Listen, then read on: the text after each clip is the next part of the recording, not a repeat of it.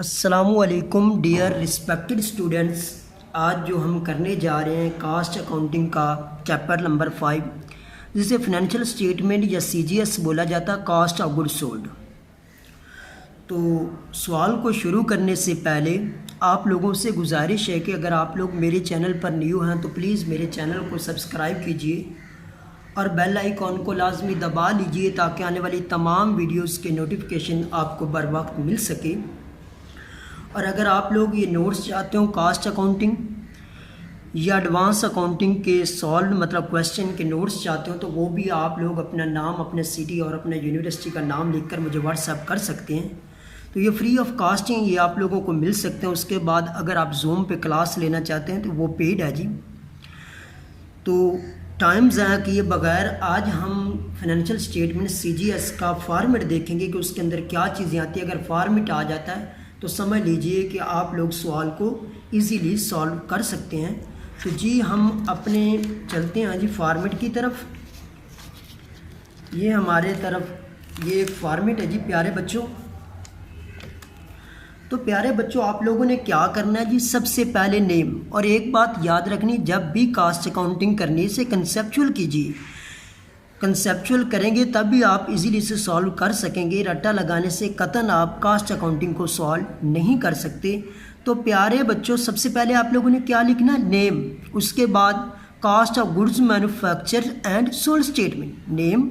उसके बाद cost of goods manufacture and sold statement for the year ended December 31, 2022। यहाँ ये भी आ सकता for the year month ended 31, 2022। Any one मतलब एंडेड ईयर भी हो सकता है और मंथ भी हो सकता है। उसके बाद आप लोगों ने जो हेडिंग देनी है जी, डायरेक्ट मटेरियल की इनर कॉलम और आउटर कॉलम अमाउंट और अमाउंट के नीचे आरएस लिखना है। सबसे पहले क्या लिखेंगे जी, ओपनिंग मटेरियल। क्या लिखना है जी, ओपनिंग मटेरियल। उसके अंदर ऐड करेंगे परचेज्ड ऑफ रॉ मटेरियल। उसके अंदर ऐड क्या करेंगे, freight in, transportation in, carriage in. और उसमें से माइनस। ये सारी चीज़ें एक सवाल के अंदर नहीं होगी, लेकिन मैंने ऑल इन वन बनाने की कोशिश की है कि सारे सवाल के अंदर जो जो चीज़ें पूछी जा सकती हैं वो मैंने लिखी हैं। तो माइनस करेंगे जी परचेज रिटर्न एंड अलाउंसेस और परचेज डिस्काउंट। तो ये आप लोगों की क्या बन जाएगी जी, नेट परचेज। नेट परचेज अब ओपनिंग मटेरियल के अंदर ऐड होगी तो आप लोगों का बन जाएगा जी मटेरियल अवेलेबल फॉर यूज़। क्या बन जाएगा जी, मटेरियल अवेलेबल फॉर यूज़। उसमें से माइनस करेंगे जी ending material. Ending material minus करने से आप लोगों का मटेरियल यूज और आपकी अमाउंट जो होगी वो आउटर कॉलम की तरफ चली जाएगी जी। उसमें ऐड करते हैं जी डायरेक्ट लेबर कास्ट। अगर मटेरियल यूज और डायरेक्ट लेबर कास्ट को जमा किया जाए तो आप लोगों की बनती है जी प्राइम कास्ट। उसके अंदर ऐड करेंगे जी फैक्ट्री ओवरहेड अप्लाइड। तो ये बन जाता है जी टोटल करंट मैन्युफैक्चरिंग कास्ट। तो प्यारे बच्चों अगर प्राइम कास्ट और फैक्ट्री ओवरहेड को ऐड किया जाए तब आपकी कन्वेयन कास्ट बनती है जी। कोई पूछ सकता है कि कन्वेयन कास्ट क्या होती है प्यारे बच्चों।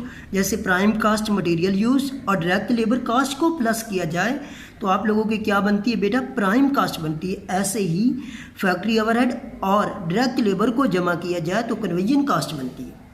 अब material use, direct labour cost, factory overhead, इन तीनों को जमा किया जाए तो क्या बनेगा जी, टोटल करंट मैन्युफैक्चरिंग कास्ट। इसके बाद इसके अंदर आप लोग ऐड करेंगे जी ओपनिंग वर्क इन प्रोसेस। क्या करेंगे जी, add work in process, opening work in process. तो आप लोगों के पास आ जाती है cost of goods available for manufacturing, cost of goods available for manufacturing. उसके बाद जी नेक्स्ट चलते हैं अपने सवाल की तरफ जी। उसमें से माइनस करते हैं एंडिंग वर्क इन प्रोसेस। क्या माइनस करेंगे जी, एंडिंग वर्क इन प्रोसेस। तो आप लोगों के पास जो आता है कास्ट ऑफ गुड्स मैन्युफैक्चर। क्या आ जाएगा जी, कास्ट ऑफ गुड्स मैन्युफैक्चर। इसमें ऐड क्या करेंगे जी, ओपनिंग फिनिश गुड्स। तो आप लोगों का आ जाएगा cost of goods available for sold या सेल लिख सकते हैं। इसमें से माइनस करेंगे जी एंडिंग फिनिश गुड्स। तो आप लोगों के पास क्या आ जाएगा, cost of goods sold at normal. इसके अंदर FOH अंडर अप्लाइड हो रही हो तो आप लोगों ने क्या करना है, ऐड। अगर FOH ओवर अप्लाइड हो रहे हो तो बेटा माइनस करेंगे प्यारे बच्चों। उसके बाद आप लोगों के पास क्या आ जाएगा, cost of goods sold at actual. तो ये था आप लोगों का format cost of goods sold का। इसके साथ ही आज आप लोगों को फॉर्मेट सिखाया जाएगा जी इनकम स्टेटमेंट का। काफ़ी सारे सवालों के अंदर इनकम स्टेटमेंट भी प्यारे बच्चों पूछी जाती है। तो नेम लिखना है जी, उसके बाद क्या लिखेंगे जी इनकम स्टेटमेंट, उसके बाद फॉर द ईयर एंडेड 31 दिसंबर 2001, और 2 कॉलम बनेंगे इनर कॉलम और आउटर कॉलम। इनर कॉलम के अंदर अमाउंट RS और आउटर कॉलम के अंदर अमाउंट और RS। सेल, इसमें से माइनस करेंगे से रिटर्न एंड अलाउंसेस, तो क्या बन जाएगी प्यारे बच्चों आप लोगों की नेट सेल। इसमें से माइनस करेंगे कॉस्ट ऑफ गुड्स सोल्ड, तो आप लोगों के पास आ जाता है जी ग्रॉस प्रॉफिट। उसमें से माइनस करेंगे जी सेलिंग या मार्केटिंग या डिस्ट्रीब्यूशन एक्सपेंसेस हो सकते हैं। उसके बाद general administration expenses, total operating profit जी। इसमें से अदर कोई इनकम आ जाए जी interest earn receive gain on sale on fix asset, तो ये इसके अंदर क्या करते हैं जी ऐड, और उसमें से माइनस अगर कोई चीज़ आ जाए, अगर लॉस ऑन सेल आ जाए, इंटरेस्ट पेड आ जाए, इनकम बिफोर टैक्सेशन आ जाती है, उसमें से माइनस क्या करते हैं जी प्रोविज़न। अगर फिर आप लोगों का जवाब प्लस के अंदर आ रहा हो तो नेट प्रॉफिट, अगर माइनस के अंदर आ रहा हो तो नेट लॉस। प्यारे बच्चों ये था फॉर्मेट आप लोगों का CGS का और इनकम स्टेटमेंट का। ये फॉर्मेट अच्छे से याद करेंगे तभी आप सवाल सॉल्व कर सकेंगे, वरना आप लोगों को सॉल्व करने में काफ़ी दुश्वारी होगी। ओके, अल्लाह हाफिज़ एंड टेक केयर।